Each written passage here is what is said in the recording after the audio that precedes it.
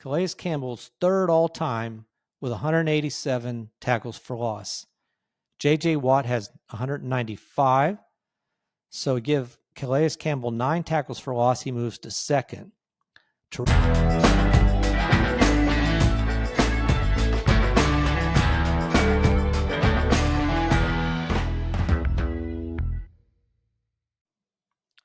All right, welcome to Just the Stats NFL, the show that covers the NFL statistical leaders from the all-time greats to the current players leading the NFL. I am Ernie Jennings, your host, and I am back looking at another team from the NFC, specifically the NFC West. Covering every team, we're down to the last couple of teams, which is a good thing because we have 1 week until the regular season begins on next Thursday, a week from today. Can't wait for that. I got one more draft to do, and I will be ready for this NFL season. All right. I've been away for a couple of days. I bought a new computer. I'm still trying to get it all set up for the recording purposes and so forth. So we'll get there. I'm not there yet completely. But anyway, so I'm looking forward to this season. Today, we're going to be looking at the Arizona Cardinals. So we'll take a look at the greatest Cardinals, the 2024 team, and we'll finish looking at the upcoming season for the Arizona Cardinals. So in 2024, the Cardinals finished third in the division. They had a losing record, just barely, and they missed the playoffs. They finished with a record of 8-9. At home, they were 6-3, which isn't bad. On the road, 2-6. And in the division, they were 3-3. So now here's an interesting fact about the Arizona Cardinals before we really get into it.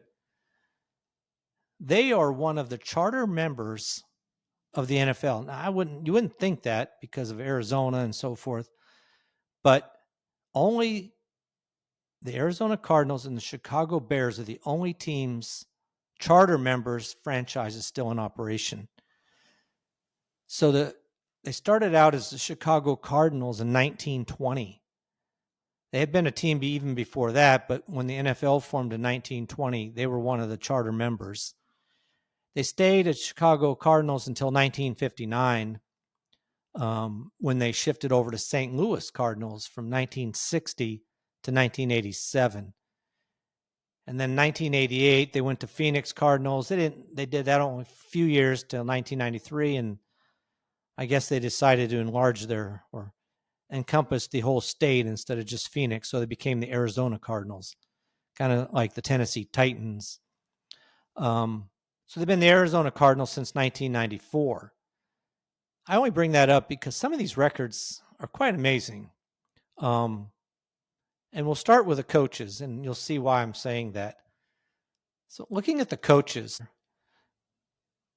Bruce Arians is the all-time winning coach for the now Arizona Cardinals with 49 wins. 49. That's crazy. A team that's been around for over 100 years and their best coach has 49 wins. I had made a comment about Sean McVay for the LA Rams having 80 wins, and I said that's not very many for that team, because they've been around since 1937. And here we have the Arizona Cardinals, the best coach, Bruce Arians, from 2013 to 2017, had 49 wins. That's it. That's crazy, I think, anyway. Now, when you look at the fact that they've had 43 coaches, so basically a coach has been lasting every 2.5 years. So now what's that say about Jonathan Gannon, their current coach? He's been there 2 years, going on 3 years.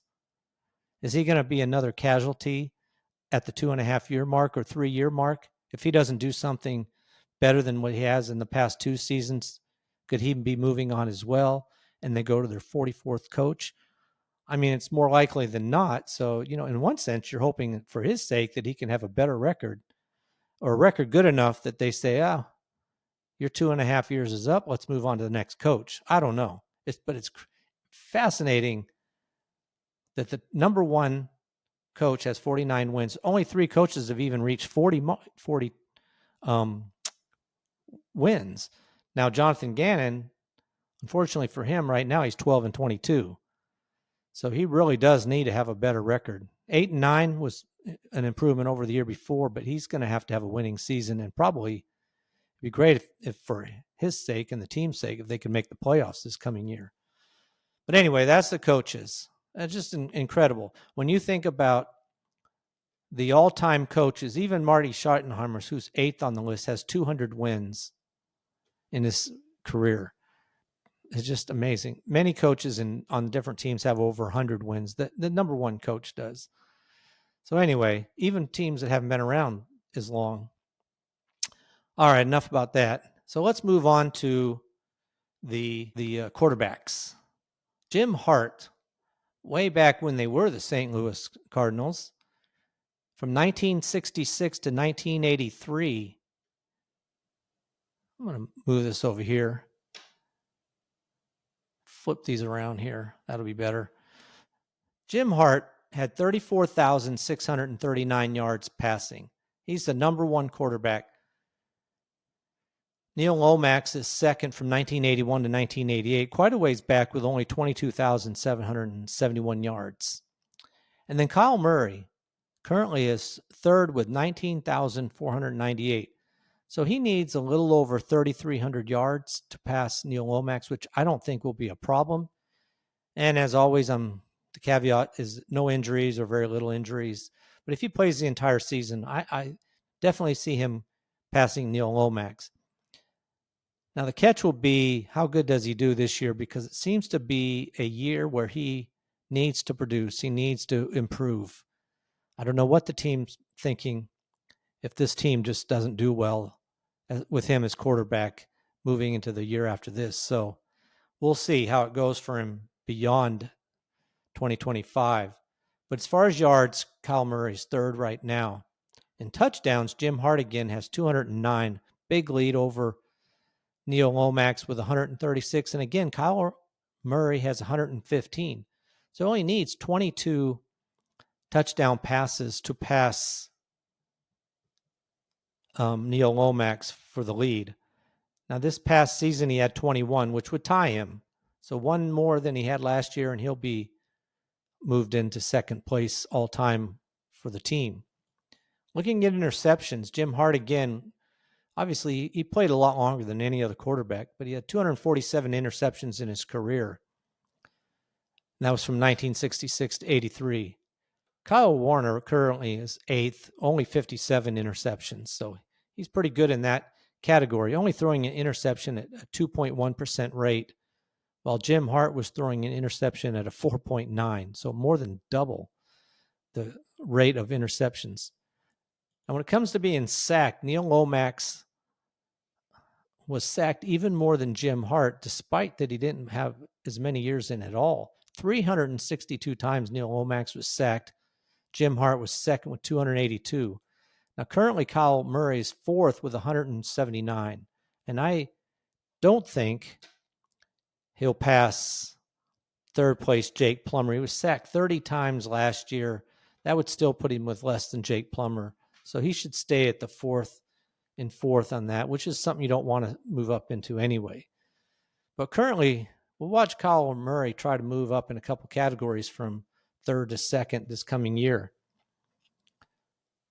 All right, so that's passing. That's the quarterbacks. Let's look at the running backs. We'll kick it off with Ottis Anderson by far.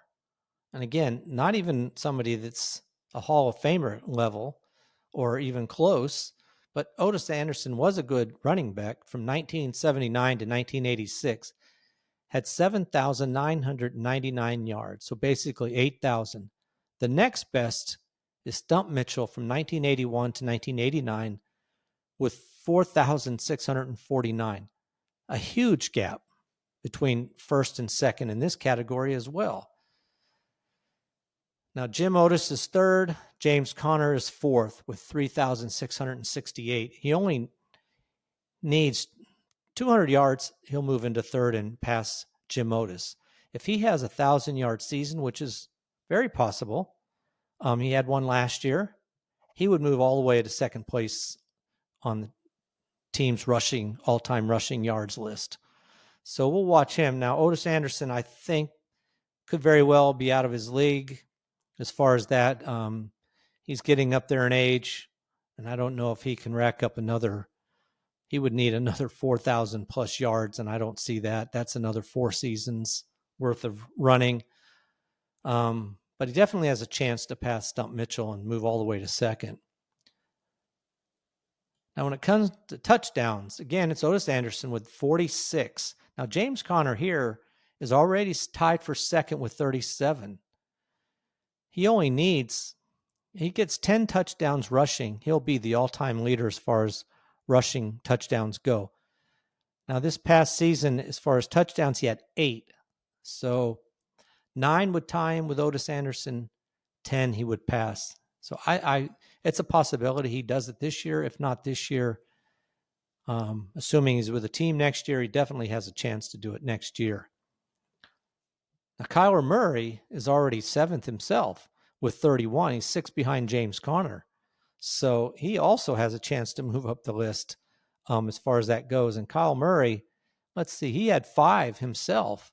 If he does another 5, he moves up to 4th place all time with a team. So both of them are moving up this list. Pretty interesting. These running quarterbacks can really throw some twists in the rushing department. All right, let's look at the wide receivers. Now here you've got one of the greatest players of all time, and that's Larry Fitzgerald. Larry Fitzgerald, and nobody's even close, obviously, to him. He's one of the greatest of all time. But Larry Fitzgerald from 2004 to 2020 had 17,492 yards receiving. Now let's look at his receptions before we get carried away with the yardage. But even in the receptions, 1,432. Anquan Bolden second with 586. So that just tells you how big a lead. There's nobody on the team in its entire history that's even close to Larry Fitzgerald. That total of 1,400 plus receptions puts him second all time on the most receptions in the entire history of the NFL. Only Jerry Rice with 1,549 had more. Now, also on this list is a running back, Larry Centers, who was a fullback actually, from 1990 to 1998. He had 535 receptions, which puts him first all time in receptions in the NFL when you combine it with the other teams he played with. He played with 5 teams, but obviously had more than half of the receptions with the Cardinals. But Larry Centers had 827 receptions in his entire career to be the number 1 running back as far as receptions go. So they have 2 of the top players when it comes to receptions. One's a wide receiver, one's a fullback. Now, when we're looking at the current players, right now, Trey McBride's already 20th with 221 receptions. He has another 100 receptions this year.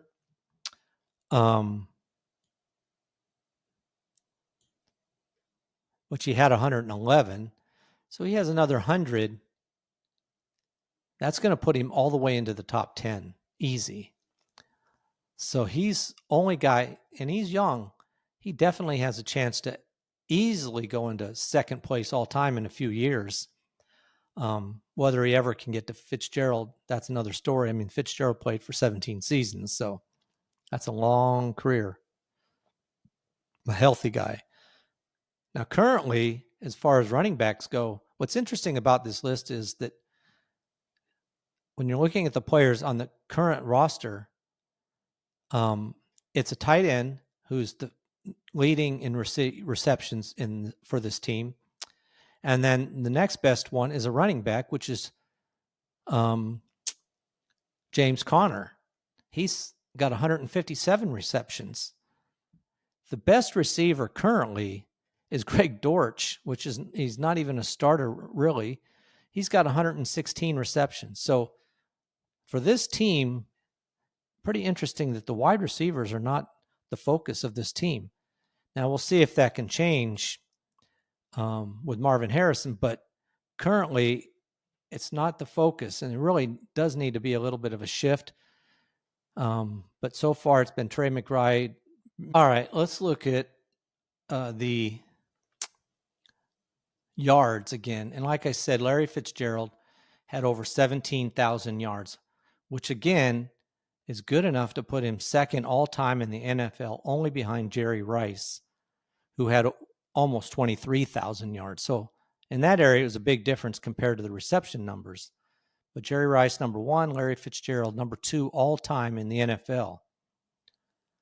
Now, when we're looking at the yards, it again is a tight end who's second on the team.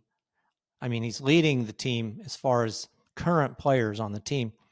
He's got 2,236 yards in his career, which is kind of interesting, considering that he had 1,146 last year. So he gets another 1,146. He'll move, within the top 20 easy. So there's a huge gap between Larry Fitzgerald with 17,492 and Roy Green, who's second, was with the team from 1979 to 1990. He had 8,496. So really, strictly speaking, everybody's trying to make it to second. Larry Fitzgerald's an outside chance for anybody. But again, just like with the receptions, it's a tight end who leads the team in yardage, and it's a running back who's second with, again, James Conner with only 1,254. The best wide receiver right now is Michael Wilson with 1,113. But you do have Marvin Harrison, who had 885 yards last year. So I fully expect him to probably pass everybody but McBride and move ahead and finally have a wide receiver who's one of the leading receivers for the team and not a tight end and running back. So that is something I expect to see. Now, again, just as Larry Fitzgerald has been incredible for the team, Larry Centers again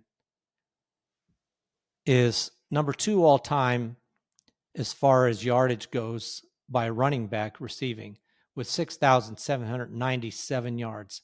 Second only to Marshall Faulk, who had 6,875.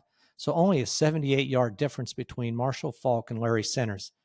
What's interesting about that is everybody knows Marshall Faulk if you're into football. Larry Centers wouldn't be as well known, but he was one of the best as far as somebody coming out of the backfield.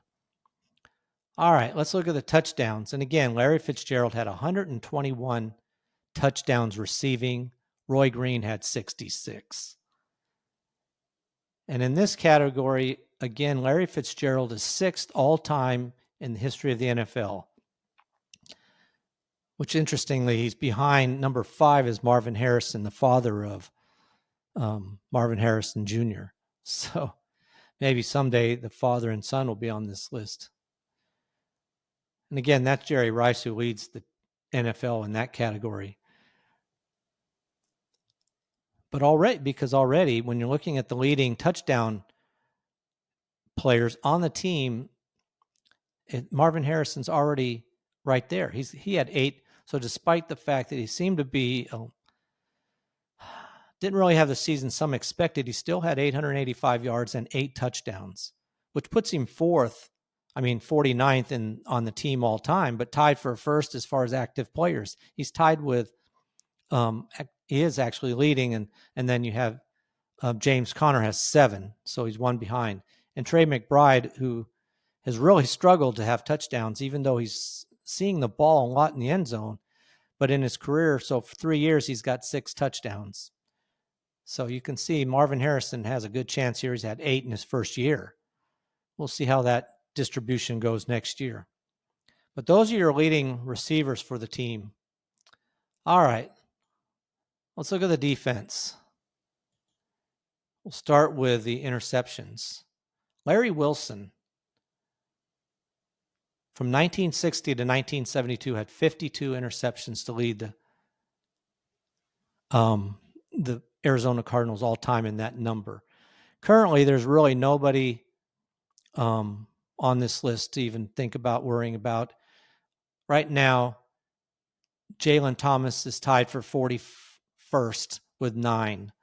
So nothing's going to happen in that category, really. He's been on the team since 2019, so you really need somebody who has a lot fewer years on his resume if you only have 9. So currently, there's nobody active that's going to challenge these upper numbers. All right, let's look at tackles for loss. Now, this is Calais Campbell. This is an interesting one. Calais Campbell holds the record for the Arizona Cardinals with, from 2008 to 2016, he had 107 tackles for loss. That's the best. Now, Budda Baker has 47, but he's been on the team since 2017, so he's not going to ever break this record or even get close. Now, what's interesting about that is that Calais Campbell signed with the Arizona Cardinals again this year. So he's back on the team. He's going to, of course, add to his total for tackles for loss. But right now, Calais Campbell's third all-time with 187 tackles for loss. J.J. Watt has 195. So give Calais Campbell 9 tackles for loss. He moves to second. Terrell Suggs, the only player with more than 200 tackles for loss in his career, with 202. So Calais Campbell needs 16 tackles for loss to break the record. I think that's quite a bit to ask of him, being that he's up there in years. To be able to maybe catch J.J. Watt is much more realistic, to need 9. So there's somebody that we'll be watching to see if he can break the entire NFL record as far as tackles for loss go. All right, let's look at sacks. And again, this is Chandler Jones. And from 2016 to 2021, had 71.5 sacks. Again, this is pretty interesting. I mean, a team over 100 years and no one has 100 sacks even for the team. And not even close, 71.5. Now, Calais Campbell, who, like I said, is back on the team, was already 4th all-time with 56.5. I don't think he'll move from that much. He would need 10 sacks to tie for 3rd, 10.5 to move into 3rd all-time. I think that's really asking a lot for a player who's been around the league for so many years. I don't expect that kind of usage out of him that he'll have that many sacks. Now, this is an area where you do have some concern. I mean, he's going to be one of the people rushing the quarterback after him. Last year, it was Dennis Gardeck, who in his career with the team since 2018 had only 17 sacks. But he's the next best one on this list of current players, and he's not current anymore. He was shifted over to the Jaguars. So there's going to need to be some of the younger people pick up the pace, or some of the rookies, to expect some kind of a different outlook for the team. We'll shift over now to the single season records and start back with the quarterbacks. Carson Palmer in 2015 had 4,671 yards passing, which is the record for the team. Kyler Murray almost bested his record of 2020, which was 6th, and he was 7th this past season with 3,851 yards passing for the team. So he hasn't been a person who's ever even passed for over 4,000 yards. We'll see how it goes. He's talked a lot about running more this season, so I'm not even sure we'll see him hit that number this year. This past season, he was quarterback number 11 in the NFL. It was Joe Burrow, number 1 in yardage with 4,918. So quite a difference there. Now, when we're looking at touchdowns, This past season, Kyler Murray had 21, which only put him 13th on the list for quarterbacks for Arizona. Carson Palmer, that same year that he had all the yards, 2015, he had 35 touchdowns. That's by far the most, even over Kurt Warner. A lot of the talk about how great the offense was back in the day of Kurt Warner, but he had 30 is his next best. So only 2 times in the entire history of the team has a quarterback thrown for 30 or more. I'm not even talking 40s. I mean, every other team I think I can think of, maybe not Chicago, probably not, that'd be the one team, has had a quarterback that at least once threw over 40 touchdowns. So with only 21 touchdowns last season, that put him tied for 13th in the NFL. So right in the middle of the pack. Again, it was Joe Burrow had 43, so quite a big difference there. Different type of team too, the two teams. But now when it comes to interceptions, Jim Hart in 1967 had 30 interceptions in a single season. That's the record for the team. So this is not an area where you have to worry about Kyler Murray as far as interceptions go. This past season, it was Baker Mayfield and Kirk Cousins both threw 16 interceptions. Kyler Murray ended up with 11, which put him right in the middle of the pack at 15th. So you really would like to see a better ratio. 21 touchdowns, 11 interceptions. That's not even a 2-to-1 ratio. I mean, if you're going to throw, Kirk Cousins was pretty bad too. 18, not even, he was way worse actually. 18 touchdowns and 16 interceptions. But Baker Mayfield, he threw also 16 interceptions, but he did throw 41 touchdowns. So a better ratio, 2.5 to 1. So that's an area where you'd like to see an improvement. If you're not going to throw the touchdowns, don't throw the interceptions either. All right. Last category for the quarterbacks, sacks. Now, Kyler Murray was sacked 30 times last year. Not too bad. It's a rate of 5.25%, which is one of the lower ones in the league. He's really able to escape pretty well. Unlike Caleb Williams, who was sacked 68 times for his team, the Chicago Bears, 68 to 30. But he was sacked at over almost 11% rate versus Kyler Murray at the 5.25%. So a huge difference there. All right, let's look at the running backs on a season level. Now, this is Ottis Anderson, 4 times. And this is pretty interesting. 3 of the 4 years in a row, but his best rushing yardage was in 1979 when he had 1,605 yards. That's the best for the team. Now, James Conner last year had his best season with the Arizona Cardinals when he went over 1,000 yards. Second time he had done it, but he had 1,094 yards, which was 9th best for the Arizona Cardinals. So he had a pretty good year. Really, I mean, people constantly get on him about the fact that is he going to stay healthy and so forth, but he always does fairly well. Interestingly, he was first. Kyler Murray was second on the team with 572 yards. All right, so when we're looking at the entire NFL, Saquon Barkley, of course, had 2,005 yards to lead the NFL. James Conner was 11th with 1,094 yards. Pretty interesting. You know, there's 32 teams. Half of them had a running back that rushed for over 1,000 yards, which kind of tells you that the number should be a lot higher as far as what's considered an excellent year in the NFL. But 1,000-yard seasons are still the way it is, even back when there was 14 games or 16 games. All right, so when it comes to touchdowns all time, this is David Johnson, who in 2016 had 16 touchdowns. Now, James Conner in 2021, he only started 6 games that year, played in 15, but started 6 of them, had 15 touchdowns rushing on only 752 yards. So pretty interesting year for him that year. Now, Kyler Murray in 2020 had 11.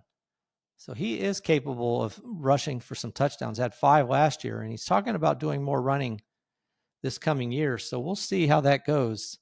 But those are your leaders currently. Now, this past season, as far as touchdowns go, it was James Conner with 8 and Kyler Murray with 5. So those are your 2 top running backs. I want to say they actually were, whether it was yards or touchdowns. All right, let's look at receiving last year. Now, here's where Trey McBride's been really interesting. DeAndre Hopkins in 2020 had 115 receptions. That's the most ever by an Arizona Cardinal. Trey McBride last year had 111. That's the second best on the team, followed by 4 years with Larry Fitzgerald. So that is Trey McBride came very close to setting the record. Let me look at the current players here real quick. I was trying to do something else. As far as receptions go, like I said, Trey McBride. Now, Marvin Harrison Jr. had 62 receptions for 885 yards. Not too bad. I mean, Trey McBride's averaging 10 yards a reception. Marvin Harrison's averaging a little over 14. So quite a big difference. I really do expect to see Marvin Harrison's numbers go up, but we'll see how that goes. Now, James Conner, as far as running backs, led the team with 47 receptions and 414 yards. So those are your top players. All right, let's look at the yards. Like I said, David Boston, I remember him. 2001, 1,598 yards. That's the number one as far as most yards in a single season. Now, this past year, Trey McBride, with his 111 receptions, had 1,146 yards, which is 18th best on the team. So second best as far as receptions, but quite a ways down the list when it comes to yardage. And that's because he only averaged 10.3 yards a reception. You've got players like Roy Green, who had 1,555 on a 19.9 yard reception. I mean, Trey McBride, as far as his yards per reception, is the lowest of the top 20 players. So it's an area where, yeah, he's getting a lot of receptions. It's just the yardage isn't racking up quite the same way. Now, again, like I said, Marvin Harrison was second on the team with 885 yards. Now, when it comes to touchdowns receiving, in 1960, Sonny Randall had 15 touchdowns receiving on only 62 receptions. So pretty much 1 out of 4 times he was catching a touchdown. Pretty good numbers right there. As far as the current team goes, and when it comes to touchdowns receiving, now this, like I said, Marvin Harrison, this was an area where he did excel with 8 receiving touchdowns. Remember, Murray only had 21, so Marvin Harrison had over a third of those with 8. Michael Wilson was second with 4, Greg Dortch 3, and then Trey McBride had his 2, which was good for him, and James Conner had 1 as a running back coming out of the backfield. So those were some of the leaders when it comes to touchdowns receiving. All right, let's do this defense here. Now, looking at interceptions, the all-time record is tied between Aeneas Williams in 1994 and Kwame Lassiter in 2001. They both had 9 interceptions for the team. That's the record. When we're looking at the current players on the team, Sean Murphy Bunty had 3 last year and Garrett Wilson had 2. The only players with double digits. So nobody too high on this list. See how they do this year. Now, tackles for loss. Now, Buda Baker had 10 last year, and Kazir White had 9. Those are your top 2 players. And even Ray Lopez had 4. Now, what's difficult about that, and Dennis Gardeck had 6. What makes this interesting about this defense is that Kazir White, who had 9 last year, second on the team, is not with the team anymore. Dennis Gardeck's with the Jaguars, and Ray Lopez is with the Lions. So now where are all these going to come? I mean, Buda Baker's still there, so he's their best defensive player, but who else is going to step up for the team? I don't know. We'll have to see. When it comes to the all-time record for tackles for loss, that's J.J. Watt, believe it or not. After he left the Houston team in 2022, one of his last years before he retired, he had 18 tackles for loss, which for him would have been a down year, but still best all-time by far for the team. Except, well, Darnell Dockett in 2009 also had 18. But compared to this past year with only 10 as your top guy. Now, like I said, Calais Campbell's coming back. He needs a lot more than 10. We'll see how he does. If he can get 9, that'd be great. If he can get 15, he would be the best all time as far as tackles for loss. And I think he needs like 7 or 8 to pass J.J. Watt. So we'll be watching that. All right, last category, sacks. This is Chandler Jones. Chandler Jones twice. Well, in 2019, he had 19 sacks in a single season. Pretty impressive. 2017, he had 17 sacks in a single season. And again, this is not good for this team. Zaven Collins last year for the team had 5 sacks to lead the team. Dante Stills had 4.5. Only 2 players over 4. So the defense definitely looks like an area of weakness. We'll see how the younger players improve, anybody they've added during the offseason and so forth, and see if they can up this defense a little bit. But it's going to be tough when your best player, as far as sacks, had 5, and your best tackles for loss player had 10, and your best interception only had 3. And, you got all the players leaving as well. So, all right. We'll move on to the outlook for the team. Right now, Vegas has the odds over under 8.5 wins. What holds them back possibly is their defense, even though they have a good defense and they're listed as a good defense. But I think there's some changes going on, and we'll see if the defense is as good as it's projected to be. That should be helpful. The biggest issue is the consistency of Murray.